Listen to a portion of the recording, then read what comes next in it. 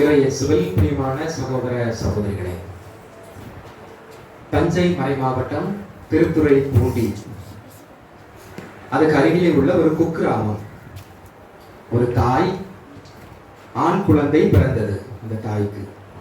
ஆனால் ஐயோ பாவம், அந்த குழந்தையால் பேச முடியவில்லை. 10 ஆண்டுகள் பேச்சு இழந்த மாற்றுத்திறனாளியாக அந்த குழந்தை இருந்தது. 10 ஆண்டுகளாக இந்த தாய் செல்லாத மருத்துவர்கள் இல்லை, பார்க்காத மருத்துவ சிகிச்சைகள் இல்லை. அதே போல பேச்சு பயிற்சிகள் பல இடங்களிலே சென்று பல நபரிடம் சென்று பேச்சு பயிற்சிகளும் கொடுக்கிறாள். ஆனாலும் எந்த பிரயோஜனமும் இல்லை. சென்னை, தஞ்சையில் உள்ள எல்லா ஆலயங்களுக்கும் செல்கிறார், ஜெபம் செய்கிறார், எந்த பிரயோஜனமும் இல்லை. கடைசியில் அந்த தாயினுடைய கண்கள் வேளாங்கண்ணியில இருக்கக்கூடிய அன்னை மரியாள் ஆரோக்கிய தாய்க்கு மேல் திரும்பியது. குடும்பத்தாரோடு வேளாங்கண்ணிக்கு சென்றாள். காலையில இறங்குகிறாள். காலை முதல் மாலை வரை அந்த ஆரோக்கிய அன்னையினுடைய பாதத்திலே அமர்ந்து கண்ணீர் விட்டு அழுது, அம்மா, மனிதர்கள் மாணிக்கமே, விண்மீனே, எத்தனையோ பேருமே நாடி வருகிறார்கள். உலகத்தில் இருந்த பல இடங்களில் இருந்து கோடிக்கணக்கான மக்கள், பல மொழிகளை பேசக்கூடியவர்கள், பல மதங்களை சார்ந்தவர்கள் கூட அம்மா இந்த இடத்துல வந்து அவர்கள் கேட்ட எல்லாவற்றையும் பெற்று மகிழ்ச்சியோடு திரும்புகிறார்கள்.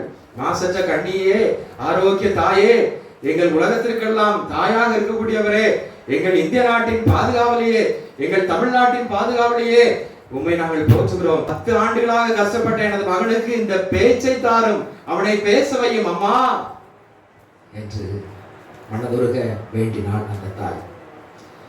இரவு எல்லாரும் படுக்க சென்றார்கள். இரவு 12 மணி. அம்மா அம்மா என்ற ஒரு குரல், அலறல். தாய் விழித்து பார்க்கிறான். அவன் பையன் பேசினான். அவன் பையன் தான் அம்மா அம்மான்னு சொன்னான். சொல்லிட்டு அவன் கதவை திறந்துட்டு ஓடுறான், கோயிலுக்கு போறான். மாதாவுடைய திருவடிகளிலே அப்படியே அமர்ந்து அவன் ஜெபம் செய்கிறான். உடனே அந்த தாய்க்கு ரொம்ப சந்தோஷம். தாயும் மாதாவோடு இருந்து மாதாவுக்கு நன்றி சொல்லி, தாயே, இத்தனை ஆண்டுகளாக பல இடங்களில் சென்றும் நடக்க முடியாத ஒரு அதிசயத்தை பேச்சிலிருந்து எனது குழந்தைக்கு பேச்சை தந்திருக்கிறேன் அம்மா, அவங்க கூடான கூடி நன்றி என்று அங்கு ஒரு வாரம் தங்கியிருந்து தங்கள் ஏழைகளுக்கு உணவு கொடுத்து வந்தார். அன்புக்குரியவர்களே, இன்று நாம் ஆண்டின் பொதுக்காலத்தில் 23ஆம் ஞாயிறு வழிபாட்டிலே நாம் இருக்கிறோம். மாற்றுத்திறனாளிகள் மேல் உள்ள நமது பார்வை என்ன? மாற்றுத்திறனாளிகளை மாண்போடு நடத்த வேண்டும், மாற்றுத்திறனாளிகளை மதிப்போம் என்ற சிந்தனையை இன்றைய முதல் வாசகம், நற்செய்தி வாசகம் நமக்கு கற்றுத் தருகிறது. இன்றைய முதல் வாசகத்தை எடுத்துக் கொள்ளுங்கள். எசாயா புத்தகம் 35ஆம் அதிகாரம் 5, 6. அப்பொழுது பார்வையற்றவரின் கண்கள் பார்க்கும், காது கேளாதவரின் செவிகள் கேட்கும். அப்பொழுது கால் ஊனமுற்றோர் மான்போல் துள்ளி குதிப்பர், வாய் பேசாதோர் மகிழ்ந்து பாடுவர், பாலை நிலத்தில் நீரூற்றுகள். பாருங்க, ஆண்டவர் பார்வையிலே மெசியா வரும் பொழுது, மெசியா இந்த மாற்றுத்திறனாளிகளை எல்லாம் மாண்போடு மதித்து மரியாதையோடு நடந்து அவர்களுக்கு சுகம் கொடுக்கக்கூடிய ஒரு மெசியாவாக இருக்கிறார். மாற்றுத்திறனாளிகளுக்கு ஒரு மாற்று வாழ்க்கையை, மறு வாழ்க்கை கொடுக்கக்கூடியவராக மெசியா வருவார் என்பதை இறைவாக்கினர் எசாயா முன்னறிவிப்பதை நாம் முதல் வாசகத்திலே வாசித்தோம். இந்த நற்செய்தி வாசகத்திற்கு வாருங்கள். மார்க்கு நற்செய்தி 7ஆம் அதிகாரம் 31 37 வரை உள்ள பகுதிகளிலே அருமையாக ஒரு நிகழ்ச்சி தரப்படுகிறது. பேச முடியாத, கேட்க முடியாத ஒருவர், டெஃப் அண்ட் டம், பாதிக்கப்பட்டவர் ஆண்டவரிடம் வந்து சுகம் பெறுவதை இந்த நற்செய்தியில் நாம வாசித்தோம். மார்க்கு நற்செய்தி 7ஆம் அதிகாரம் 31. மீண்டும் இயேசு தீர் பகுதியை விட்டு சீதோன் வழியாக சென்று தெக்கப்போலி பகுதி நடுவே வந்து அங்கு அந்த இடத்திலே சுகம் கொடுக்கிறார். தெக்கப்போலி, டெக்கா போலிஸ், கிரேக்கத்திலே டெக்கா 10, போலிஸ் நகர்கள். 10 நகர்களில் 10 நகர்கள் உள்ளடக்கிய ஒரு ஊர், 10 நகர்கள் உள்ளடக்கிய ஒரு நகரம் என்று சொல்லலாம் தெக்கப்போலி. புற இனத்து மக்கள் அதிகமாக குடியேறிய பகுதி. அப்ப பாருங்க, ஆண்டவர் இயேசு மற்ற எல்லா இடத்தையும் விட்டுட்டு ஏன் இந்த இடத்துக்கு போனோம்? பாத்தீங்களா, அதுதான் புற இனத்து மக்களை நாடி செல்கிறார், அவர்களுக்கு சுகம் கொடுக்கிறார், அவர்களுக்கு வாழ்வு கொடுக்கிறார்.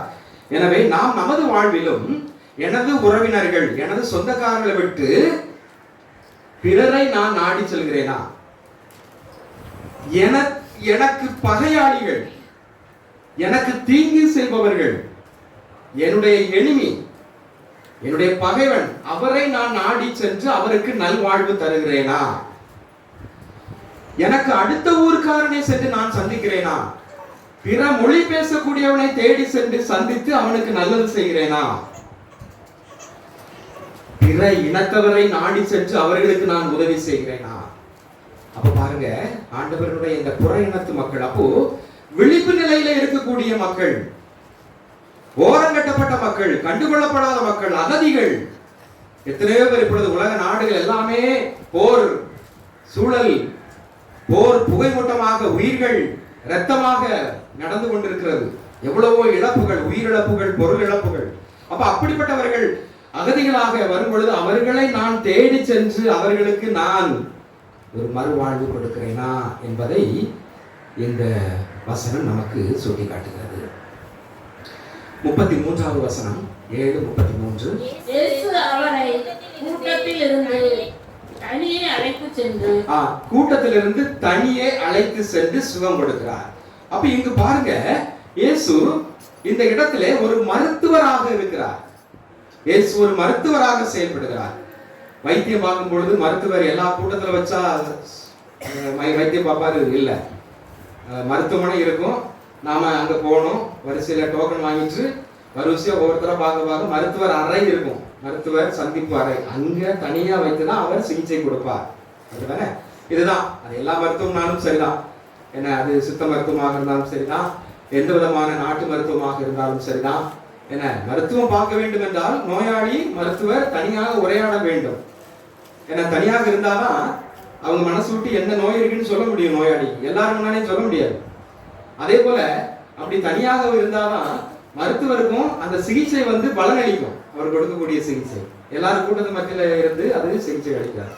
அப்ப இயேசு ஒரு மருத்துவராக இருந்தார், மந்திரவாதியாக அல்ல. ஜீபூம் சாம் மந்திரவாதி தான் கூட்டத்துல வச்சுக்கிட்டு பெயர் எடுக்க வேண்டும் என்பதற்காக ஐயோ இப்படி மாறுது அப்படி மாறுது அப்படிங்கிற மாதிரி மருத்துவவாதி அல்ல, மருத்துவராக ஆண்டவர் இயேசு செயல்பட்டார். அதுவும் எப்படிப்பட்ட ஒரு மருத்துவர்? தாயுள்ளம் கொண்ட ஒரு மருத்துவராக அவர் இருக்கிறார் அல்லவா? தாயுள்ளம் கொண்ட ஒரு மருத்துவர். எப்படி? அடுத்து வாசிங்க. விரல்களை அவர் காதுகளில் இட்டு, அவர் இயேசுனுடைய விரல்களை அவருடைய காதுகளில் விடுகிறார். உமிழ் நீரால் அவர் நாவை தொட்டார். உமிழ் நீரால் அவர் நாவை தொட்டார். பாருங்க, சமூக இடைவெளி, தொற்று வியாதிகள், கொரோனா, அப்ப ஒருத்தர் தொடக்கூடாது, என்ன 6 மீட்டர் இடைவெளி வேணும். அப்படி இருக்கும் பொழுது அதை மறுத்து அந்த தாய் தந்தையர்கள், குறிப்பாக தாய் தான் இந்த கொரோனால பாதிக்கப்பட்ட பிள்ளைகளை தொட்டு உரையாடினாங்க. அதே போல எந்த தொற்று வியாதியாக இருந்தாலும் ஒரு தாய் பிள்ளையை தொடுவாங்க, அப்படிதானே? ஏன்னா தாய்க்கு தன் பிள்ளை. அப்ப ஆண்டவர் இயேசு பாருங்க, நம்ம எல்லாரும் அவருடைய பிள்ளை.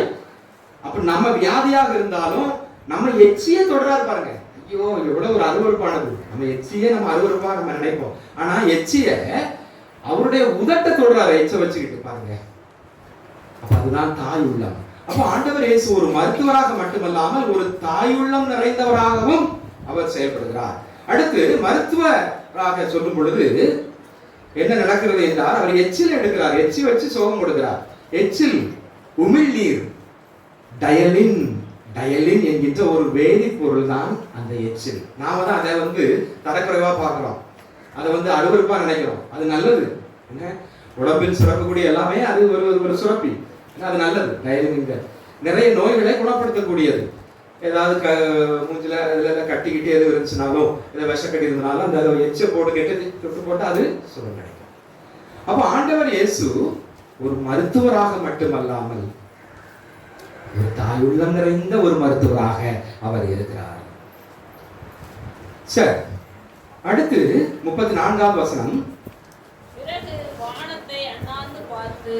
வானத்தை அண்ணாந்து பார்த்து பெருமூச்சு விடுகிறார். அப்ப பாருங்க, நம்ம வானத்தை அண்ணாந்து பெருமூச்சு விடுனா என்ன பண்ணுவோம்? என்ன அர்த்தம்? ஆண்டவர் இயேசு தந்தையை நோக்கி ஜெபம் செய்தார். அப்ப நாமளும் ஜெபம் செய்வோம். அப்ப இங்கு இரண்டாவது, ஆண்டவர் இயேசு ஒரு சாதாரண மனிதராக செயல்படுகிறார். சாதாரண மனிதராக செயல்படுகிறார். மூன்றாவது வாசிங்க. அவரை நோக்கி எப்பத்தா, அதாவது திறக்கப்படு. எப்பத்தா அதாவது திறக்கப்படு. எப்பத்தா என்றால் அரேபிய மொழியிலே எப்பத்தா என்றால் திறக்கப்படு. இங்கு மூன்றாவது, இயேசு கடவுளாக செயல்படுகிறார். அவர் தாயுள்ளம் நிறைந்த ஒரு மருத்துவராகவும் சாதாரண ஒரு மனிதராகவும் கடவுளாகவும் இந்த அருமையான இந்த நிகழ்வு மூலம் ஆண்டவர் இயேசு செயல்படுவதை நாம் பார்க்கிறோம். சாலமோன் ஞானம் 10ஆம் அதிகாரம் 21வது வசனம். பேச முடியாதவர்களின் வாயை ஞானம் திறந்தது, குழந்தைகளின் நாவுக்கு தெளிவான பேச்சை தந்தது. Very good. அப்ப பாருங்க எவ்வளவு அருமையாக சொல்லப்படுகிறது. அப்ப ஆண்டவர் இயேசு மெசியா, அவர் எந்த மாற்றுத்திறனாளியாக இருந்தாலும் சரி, பேச அச்சத்தவராகவும் அல்லது ஊமையாக இருந்தால் கூட அவரால் பேச வைக்க முடியும். ஏனெனில் கடவுளால் இயலாதது எதுவுமே இல்லை. மத்தேயு நற்செய்தி 13ஆம் அதிகாரம் 15, 16. உங்க கண்கள் பேர் வச்ச இடங்கள் காண்கின்றன, உங்கள் காதுகளும் பேர் பெற்றவை, ஏனெனில் அவை காது கேட்கின்றன. 15வது வசனம் வாசிங்க. இம்மக்களின் நெஞ்சம் கொழுத்து போய்விட்டது, காதும் மந்தமாகி விட்டது. இவர்கள் தம் கண்களை மூடிக்கொண்டார்கள். எனவே கண்ணால் காணாமலும் காதால் கேளாமலும் உள்ளத்தால் உணராமலும் மனம் மாறாமலும் இருக்கின்றார்கள். நானும் அவர்களை குணமாக்காமல் இருக்கின்றேன். இது சதிசேயர்கள் பரிசேயர்கள். 16வது வசனம், உங்கள் கண்கள் பேர் பெற்றவை, உங்கள் காதுகள் பேர். நீங்கள் என்னுடைய வார்த்தை கேட்கறீங்க. ஆண்டவர் இயேசு போதிக்கிறார், புதுமைகள் செய்கிறார். அப்ப அதை கேட்கிறாங்க, அதை பார்க்கறாங்க, பார்த்து அதை புரிந்து கொள்கிறாங்க. அப்ப இயேசுவை பயன்படுத்தி கொள்கிறார். ஆனால் இயேசுவை பயன்படுத்த தெரியாத, கண்ணிருந்தும் குருடர்களாக, காதிருந்தும் மந்தமாக இருக்கக்கூடிய அந்த சதிசேயர்கள் பரிசேயர்களை பற்றி இயேசு சொல்லுவதை நாம் பார்க்கிறோம். அப்ப இன்னைக்கு நாமளும் அப்படி இருக்கிறோமா? கண் இருக்குது, ஆனா இயேசுவை நான் கண்டு கொள்கிறேனா? அந்த கண்ணால நான் எதை பார்க்கிறேன்?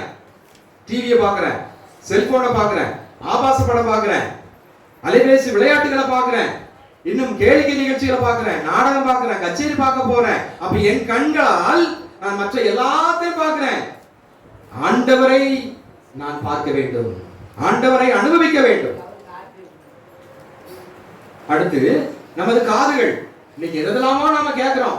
தூங்கும் போது கூட செல்போனை வச்சுக்கிட்டு கேட்டுக்கிட்டே இருக்கும். கேட்டாதான் தூக்கம் வருது. பாட்டு கேட்கிறோம், நல்லதுதான். ஆனா ஆண்டவருடைய வார்த்தை, நற்செய்தியை, ஆண்டவருடைய வார்த்தையை கேட்கிறியா? இல்ல. ஆண்டவருடைய வார்த்தை கேட்டாலே பொத்திக்கிறது.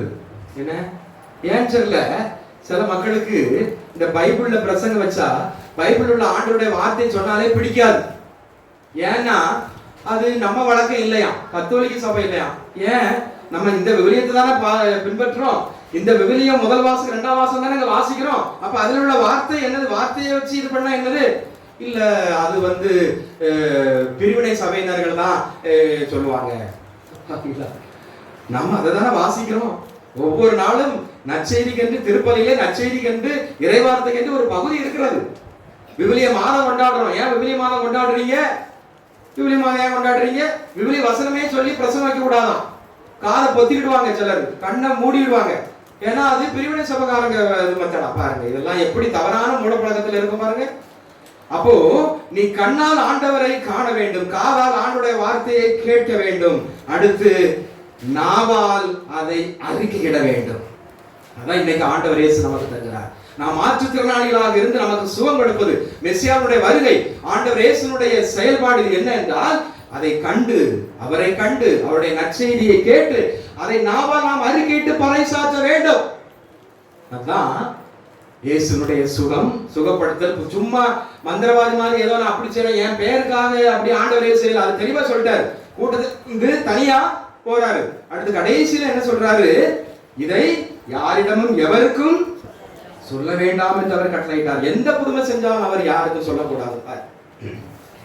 ஆண்டவர் புதுமையில் செய்தனுடைய நோக்கம் அட்வர்டைஸ்மெண்ட்டுக்காக அல்ல, பெயருக்காக அல்ல. கண்டு நற்செய்தியை கேட்டு நாவால் அறிக்கையிட்டு, அதுதான் இந்த புதுமைகள். அதுதான் இறையாட்சி, அதுதான் மெஸ்ஸியாவுடைய நோக்கம். அதை மக்கள் புரிஞ்சு கொள்ளலையே. சதிசேரிகள் பரிசேரிகள் புரிஞ்சு கொள்ளலாம். அதான் அவர் சொல்றாரு மத்தேயு 13:15, மந்தமாக இருக்கிறீங்க, காது இருந்தும் கண் இருந்தும் குருடர்களாக இருக்கிறீங்க அப்படின்னு சொல்றாரு. ஆனா இந்த புறநத்து மக்களுக்கு எல்லா விஷயங்களும் சரி அவங்க பயன்படுத்திக் கொள்றாங்க அப்படின்னு சொல்லி அவர்களை பாராட்டுவதை நாம் பார்க்கிறோம். சரி, திருத்தூதர் பணிகள் 4வது அதிகாரம் 20வது வசனம். திருத்தூதர் பணிகள் 4ஆம் அதிகாரம் 20வது வசனம். என்ன ஆனாலும் நாங்கள் கண்டதையும் கேட்டதையும் எடுத்துரைக்காமல் இருக்க எங்களால் முடியாது. என்ன ஆனாலும் கண்ணால் கண்டதையும் காதால் கேட்டதையும் எங்களால் எடுத்துரைக்காமல் இருக்க முடியாது. யார் சொல்றா? பேதுரு, சீடர்கள் எல்லாரும் சொல்றாங்க. யாருகிட்ட? சதிசேரிகள் பரிசேரிகள் யூத தலைமை சங்கத்தாரிடம் சொல்லுகிறார்கள். எதுக்கு சொன்னாங்க? நீ இயேசு பத்தி போதிக்க கூடாது, இயேசு உயிர்த்தெழுந்தார்னு சொல்லக்கூடாது அப்படின்னு சொல்லி அரட்டுறாங்க, தண்டனை கொடுக்குறாங்க, ரொம்ப கஷ்டப்படுத்துறாங்க. ஆனால் அவர் என்ன சொன்னீங்க? என்ன பண்ணாலும் நாங்க கண்டதையும் கேட்டதையும் எங்களால சொல்லாம இருக்க முடியாது. இப்படிப்பட்ட ஒரு மனநிலை வருமா? ஆண்டவரை நான் கண்டு ஆண்டவருடைய நற்செய்தியை கேட்டு அவருடைய நற்செய்தியை நான் சொல்லாம என்னால இருக்க முடியாது அப்படின்னு சொல்ல முடியுமா?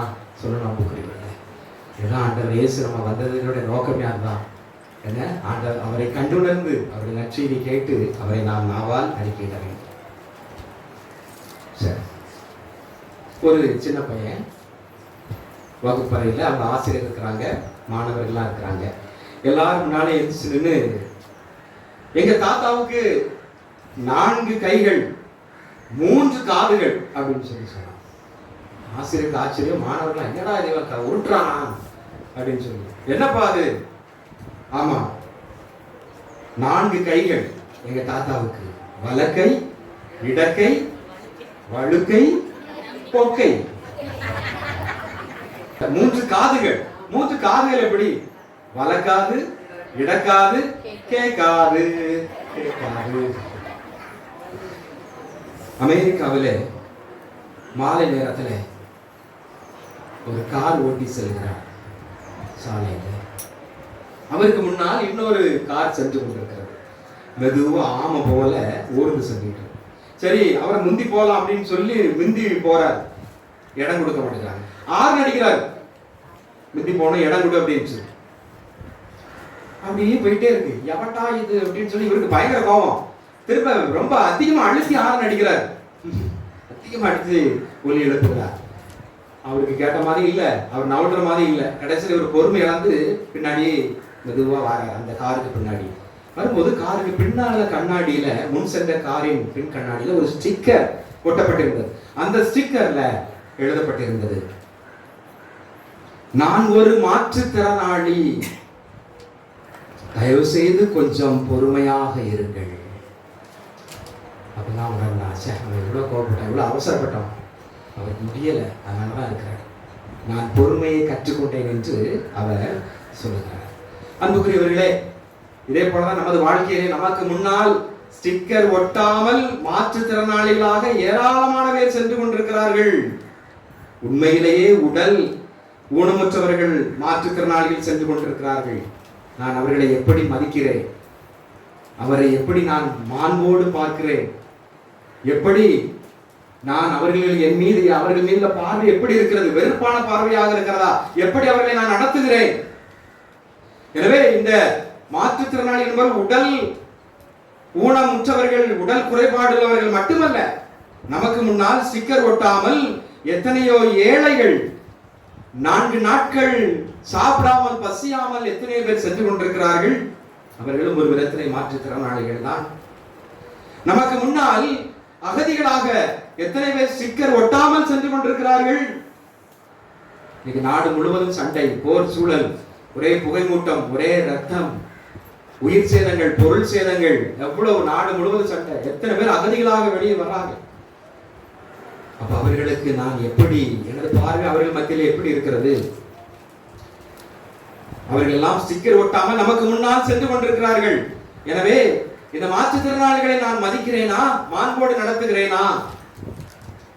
என்னுடைய பார்வை எப்படி இருக்கிறது? அதே போல குடும்ப பாரம், குடும்ப பிரச்சனை, கணவன் மனைவிக்கிடையே நல்லுறவு, நல்ல புரிதல் இல்லாமல், பெற்றோர் பிள்ளைகள் சொந்த கர்மத்தில் சண்டை பயங்கரமாக, குடும்ப வாழ்க்கையே வேண்டாம்னு தற்கொலை செய்து கொள்ளக்கூடிய என்ன அளவுக்கு நடந்து போயிட்டு இருக்கிறாங்க நமக்கு முன்னால். நமக்கு தெரியாது சிக்கல் ஒட்டாமல் அவர்கள் எல்லாம் இருக்கிறாங்க. அவங்களுக்கு நான் எப்படி அவர்களை நான் அரவணைக்கிறேன், எப்படி நான் அவர்களை பார்க்கிறேன். எத்தனை பேர் உடல் ஆன்ம சுகம், வெளியே சொல்ல முடியாத உடல் நோய், வெளியே சொல்ல முடியாத ஆன்ம நோய்களால் ஸ்டிக்கர் ஒட்டாமல் எத்தனையோ மாற்றுத்திறனாளிகள் நமக்கு முன்னால் சென்று கொண்டிருக்கிறார்கள். எத்தனையோ பிஞ்சு குழந்தைகள் பிஞ்சு வயதிலே மகிழ்ச்சியாக படித்துக் கொண்டு இருக்கக்கூடிய விதத்திலே வேலைகள் கொத்தடிமைகளாக இருந்து வேலை செய்து கஷ்டப்பட்டு படிக்கவும் முடியாமல், வேலையிலும் நிம்மதி இல்லாமல், மனசு நிம்மதி இல்லாமல் சிறு வயதிலே வேலை செய்து கொண்டிருக்கக்கூடிய எத்தனையோ மாற்றுத்திறனாளிகள் நமக்கு முன்னால் சென்று கொண்டிருக்கிறார்கள். எத்தனையோ முதியவர்கள் நடக்க முடியாமல் வாழ்க்கையிலே தள்ளாட்டமாகி குடும்பத்தினரால் கைவிட்டு, பெற்ற பிள்ளைகளாலே கைவிட்டு, தனிமைப்படுத்தப்பட்டு பிச்சைக்காரர்களாக வீடு வீடாக நடந்து சென்று கொண்டிருக்கிறார்களே நமக்கு முன்னால். இவர்கள் எல்லாம் ஸ்டிக்கர் ஒட்டியவர்கள் அல்ல, ஸ்டிக்கர் ஒட்டாமல் இருக்கக்கூடிய பார்வையற்றவர்கள், மாற்றுத்திறனாளிகள், காது கேட்காதவர்கள், பேச தெரியாதவர்கள். எனவே இப்படிப்பட்ட இந்த மாற்றுத்திறனாளிகள் மத்தியிலே எனது பார்வை எப்படி இருக்கிறது? அவர்களை மாண்போடும் மதிப்போடும் நடத்துகிறேனா? சிந்திப்போம், செயல்படுவோம். ஆமென்.